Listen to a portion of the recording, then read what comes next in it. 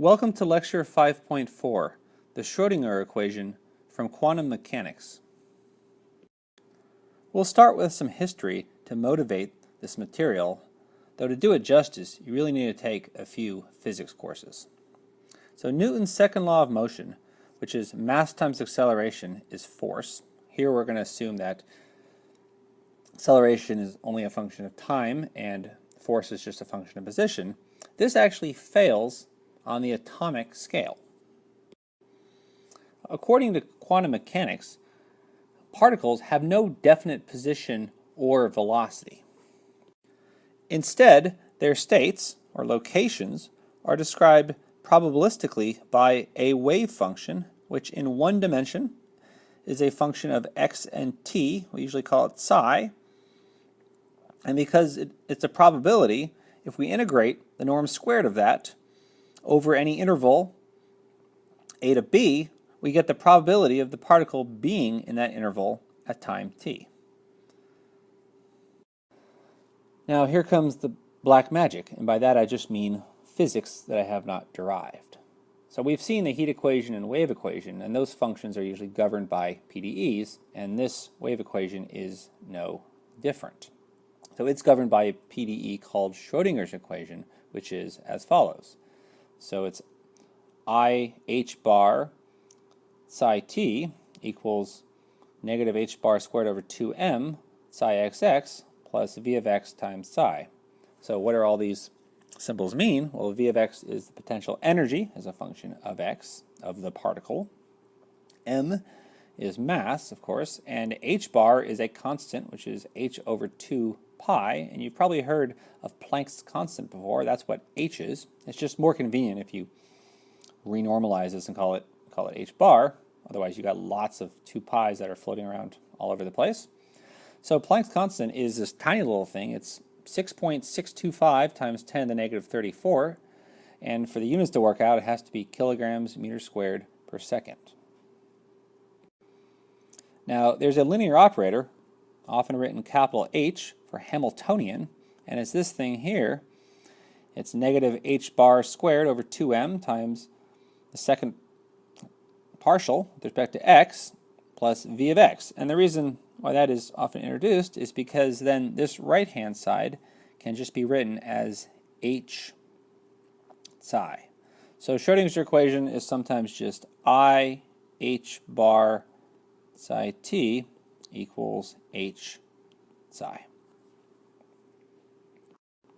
A special case when the potential is zero, this is sometimes called a free particle because it's subject to no forces, is called the free Schrödinger equation. And so this term, and here on the right, goes away, and we have a PDE that looks like this. And this should remind you a lot of just the basic heat equation. The only difference is that now this constant has an I in here, an imaginary number, and that actually makes a difference. So think about where that might arise. I'll give you a spoiler right now. Remember how we normally get an exponential function? We get e to the negative c squared n squared t over L squared, I mean, e times some negative constant, and this thing is a damper, it goes to zero. Well, if we have an I in here, now this becomes an oscillator. Instead of going to zero, we can write this using sines and cosines, and it no longer goes to zero. So that's the big difference, is this little I. Let's turn to how to solve the Schrödinger equation. So here it is in condensed form, where h is the Hamiltonian, and here it is written out.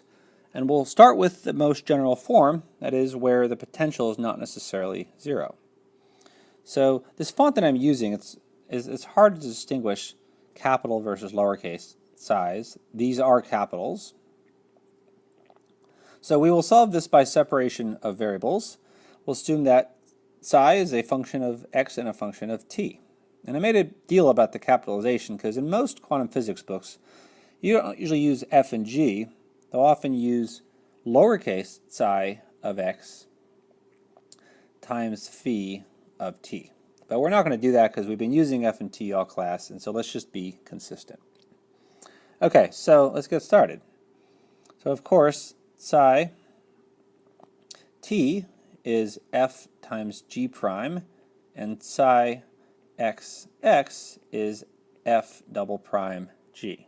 So if we plug this back in, we get I h bar f g prime, that's this left-hand side. And then the right-hand side, we get negative h bar squared over 2m times f double prime g. That's this term right here. And then we get v times fg. So plus v times fg. So as before, we divide through by fg, and this simplifies. So the left-hand side is I h bar times g prime over g, and the right-hand side is negative h bar squared over 2m times f double prime over f plus v. So we have successfully separated variables. Everything on the left-hand side is a function of time. It's independent of position. And everything on the right-hand side is a function of position. It's independent of time. And notice this would have been much harder if potential was time dependent. We couldn't necessarily do this. So as before, if these two things are equal, they have to be equal to a constant. So we're going to, instead of using lambda, we're going to use capital E for this. That's what physicists usually use. And that's because it stands for energy. So you might have heard of quantum energy levels, like if you've taken chemistry. There are electron clouds and they have distinct levels. That's where this comes from. And of course, there's distinct or discrete energy levels if we're on a bounded domain, as we will see. If we have an infinite domain, we've seen Fourier transforms, then these discrete eigenvalues turn into a continuum of eigenvalues. And we'll see more of this later in the later part of the class. Actually, coming right up after this lecture, we'll look at PDEs over unbounded domains. Okay, so let's break this into two ODEs. So we have two ODEs. Let's write them down. Let's do the time one first. So G prime, so let's solve for G prime. So if we put everything to the right-hand side, we divide through by I. Remember, 1 over I is negative I. So G prime is negative I over H bar times, let's write IE over H bar times G. So that's our first one. And then the second one is negative H bar squared over 2m. Let's see. Actually, I don't know if I want to write. Yeah, I'll leave it like this. This is often what you'll see in physics books. F double prime over F plus V equals E. So of course I could have divided through by F, but I'm going to leave it like this. And the second one is often called the time independent Schrödinger equation.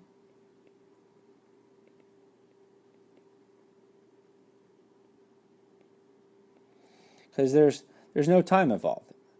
And this first equation, this is, of course, we know how to solve this. So G of t is an exponential function, e, to the negative I e t over h bar. So I'm leaving a little space here because, of course, the general solution has a constant in front, but as we've done before, we're only looking for one solution here because we're going to multiply a solution G times a solution F and then do superposition. Okay, so if we are in a bounded domain, which I haven't necessarily said we are, but we're going to just focus on that case. So if we have a bounded domain, then let's do this. I'm going to say then there's these, take take discrete states, I'll call them Fn, and then these take discrete states. So this is n equals 0, 1, 2, etc. And then I'll put an n here, and a gn here. So what's hard about this equation is v might be a really nasty function. It's hard to solve this ODE in general for realistic physical situations. Some of the simple or toy models that we'll do, this thing breaks down. Like if v is equal to 0, this is basically just what we saw with the heat equation. Again, we just have an I here instead of a real valued constant. But this holds regardless.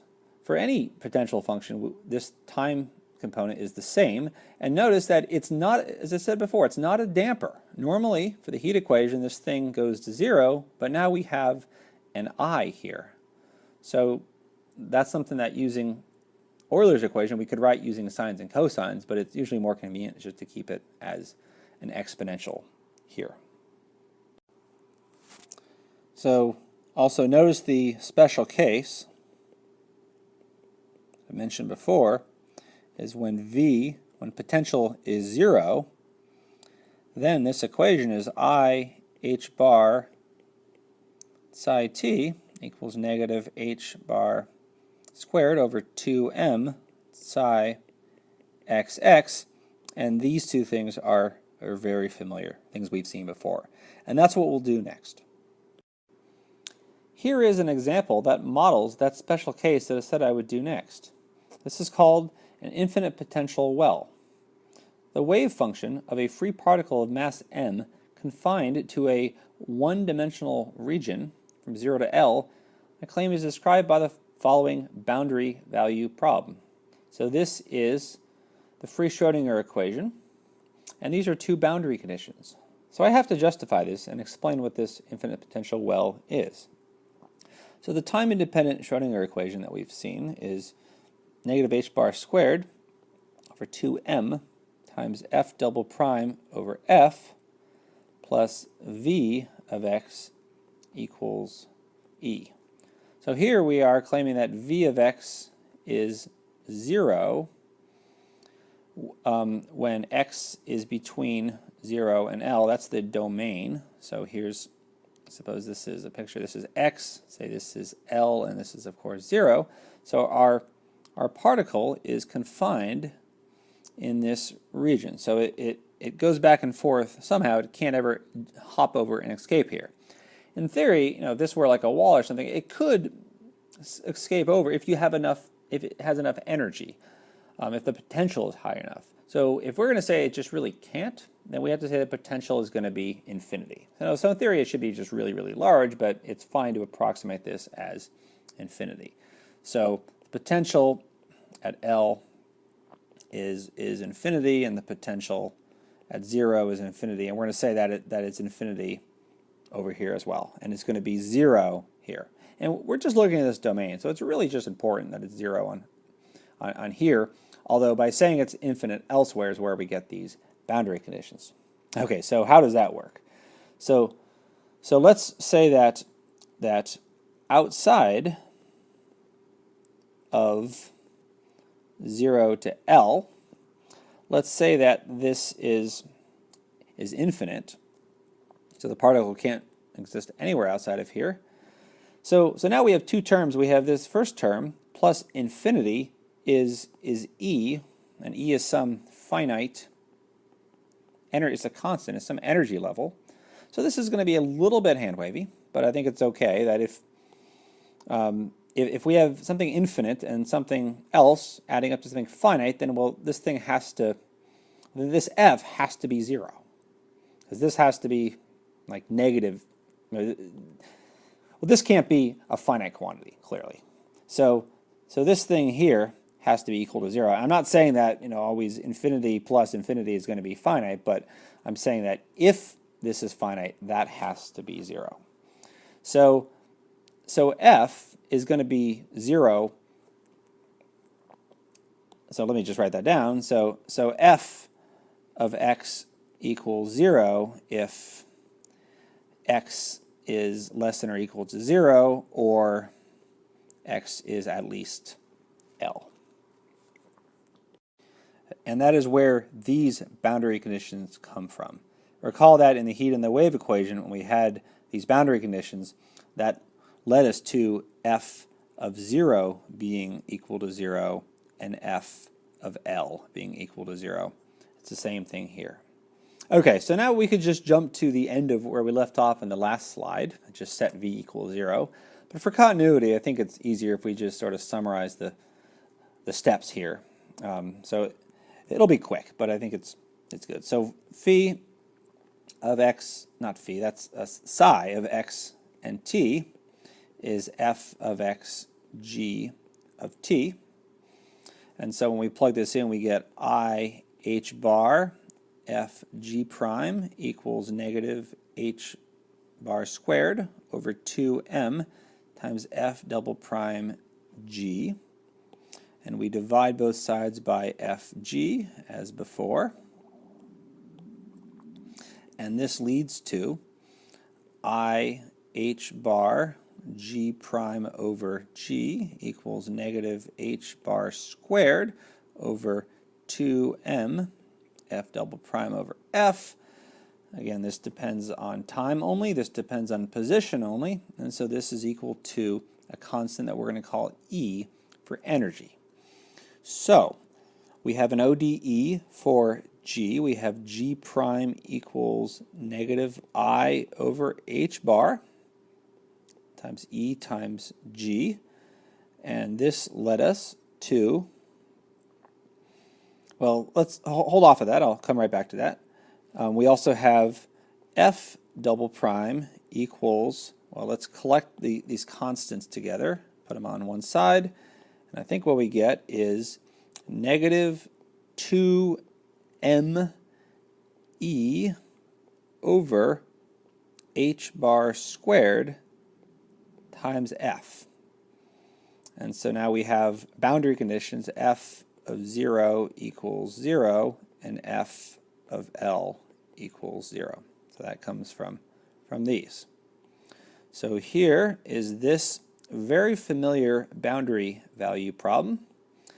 Let me call this constant here. Let me call that something else. I'm going to call that omega squared, just so I don't have to write down all the m's, e's, and h bars.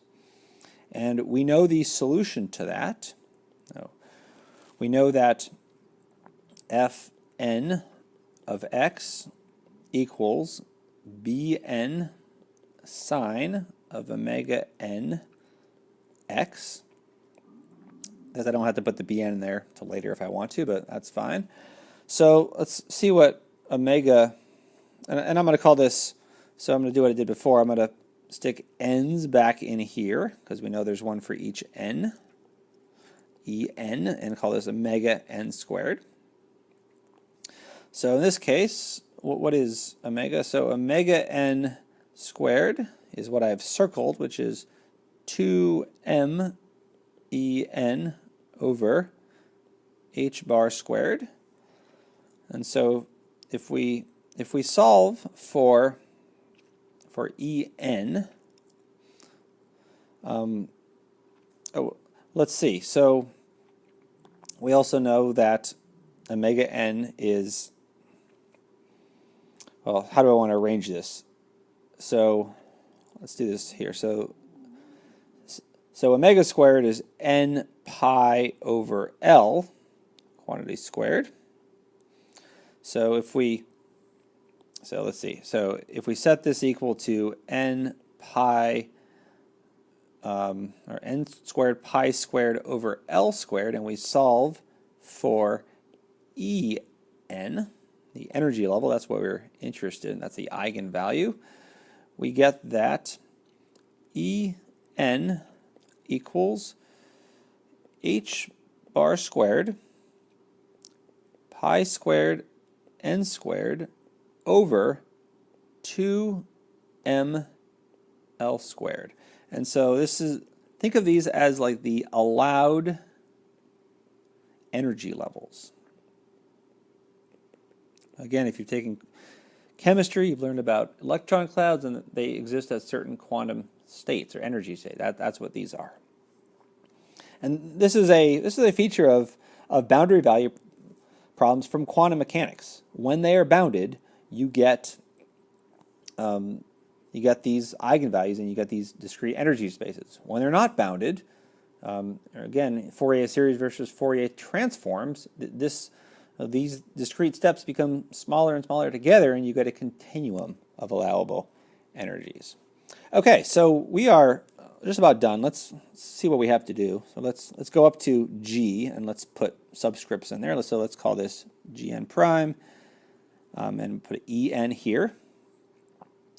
So this is, okay, so what is G here? So this is negative I times that. So that's negative I times h bar squared, pi squared, n squared over h bar. So some h bars are going to cancel. So we get that Gn of t is, I'm going to skip the constant because they're going to absorb when we multiply that by this. So Gn of t is e to the, this constant, e to the negative I h bar pi squared n squared. Oh, I think I forgot something. I forgot a 2m. Yeah, I forgot the denominator. So there's, good thing I left myself some space. So let's put the 2m L squared there. And so the bottom here we have 2m L squared, and then we need a t. Okay, so this is what G is. So again, this does not depend on the potential x. And this is no longer a damper. This I means it's gonna oscillate. So the general solution is that psi of x t, so a quantum state of a particle is a superposition of states. That's really what we're doing here, is we're doing a superposition of these individual psi n's of x and t. So for each, I'm not going to write it down, but for each n, we have a fundamental solution, psi n, which is f times, where is it? F, let's box that so we can do these both in red actually. There's G and there's F. And I'm just going to leave it like this, the omega n, because that's just too complicated. So we get a superposition, it's infinite sum, which is, I'll do this in red, n equals 1 to infinity of, let's say, Bn sine of omega n x, and again omega is the square root of 2m En over h bar squared. If you want to, you can. It's just easier to write it with omega, times e to the negative I h. I should have used omega in. Yeah, you know, if you don't use omega, you get this horrible mess of constants. But I think you can handle it. So it's Gn times, or sorry, it's Fn times Gn. Another way to write this is e to the negative I En t over h bar. Again, that's a e sub n. So you can see the energy state right here. So this is your general solution. Now, in the heat equation and the wave equation, there's usually an initial condition which allows us to solve for the Bn's. So in quantum mechanics, we don't have an initial state because we don't have a known location at any state. But we do have a constraint that we have not included here. So remember, this function psi is a probability distribution. It tells us the distribution of where the particle is. So probabilities, if you integrate it everywhere, they have to be equal to 1. So we have this additional condition. Let's see where I want to put it. Let's put it up here so that if you integrate this over, say, the entire real line, psi of xt, so the norm squared, you integrate this, you have to get this equal to 1, and this happens for all time t. So this actually is a probability.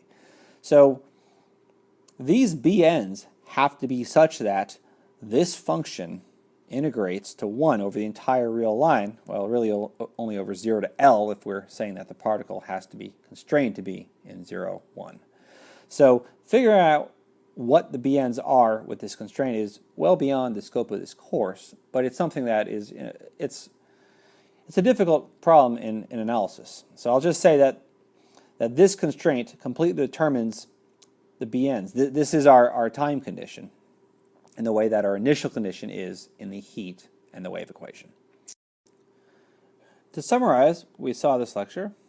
So consider the Schrödinger equation on a bounded domain. So that's what we saw. Of course, we can write this simpler as I h bar psi equals the Hamiltonian operator times psi. So let's suppose that this is defined on a bounded domain like this, from 0 to L. For each value of n, we have a solution of the following form: some function fn of x times this exponential function, and there's an I in here, so this oscillates, and En is the specific energy level, and that's h bar squared, pi squared n squared over 2m L squared, and this holds independent of the potential function v. Now, what makes this hard is most quantum physics problems are not quite as simple as the infinite well. Well, that's one thing, and also most quantum physics problems are in 3 dimensions. And so we will see in the next lecture, or actually not in the next lecture, but later in the course, how equations like the heat equation and the wave equation generalize to higher dimensions. And the short answer is this second derivative really turns into what's called the Laplacian, which is just the sum of the second derivatives. So in this case, it's, I would say it's n. In 3 dimensions, it would be xx plus psi yy plus psi zz. So I'm not going to talk about the Schrödinger equation at all in the course, but I'll just say that this is how this generalizes, and you will see this in the heat and the wave equation. Okay, so Fn solves, of course, an ODE, and this is the time-independent Schrödinger equation. This has nothing to do with time, assuming that the potential is not time-dependent, which, if it is, all bets are off. And the solution to this original PDE is a superposition and time evolution given by something we've seen before, a function of x times a function of time. And we also have this constraint that because this is a probability distribution, that it has to integrate to, the norm squared has to integrate to 1 over the entire region, which in this case we're saying is just 0 to L. In the special case of the free Schrödinger equation, so this is where the potential is additionally 0, and this models the infinite potential well, and this equation up here, these f's just become sine waves, so we get a very familiar looking general solution. And of course the bn's, in theory, we could solve given this constraint. I should say that sometimes you might see this because of Euler's equation, e to the I n pi x over L is equal to cosine of n pi x over L plus I sine of n pi x over L. Some books will write this solution, instead of using a sign here, I guess if you relax the boundary conditions, you might see this as e to the I n pi x over L. Again, if the boundary conditions are slightly relaxed, which not what we had here. And then you can actually combine these two exponentials, and if you were to do this, you could write this as n equals 1 to infinity of bn e to the, let's see if I can do this correctly, e, here comes the hard part, factoring, n pi x over L minus En, which of course has pi's and n's and h bars buried in it, t over h bar. So a single function like this, and this exponential has both x and t. In fact, we'll see functions like this some more in the next section when we study PDEs on unbounded domains. Okay, that brings us to the end of the lecture. If you enjoyed this material, I encourage you to take a course on quantum mechanics. Don't worry if you don't think you've had enough physics, because quantum is basically applied mathematics, and I guarantee you the mathematics that you've learned in this course, namely the PDEs in this section and the linear algebra in the beginning, will give you a tremendous advantage if you take such a class. Okay, so we're going to leave it there. Stay with us.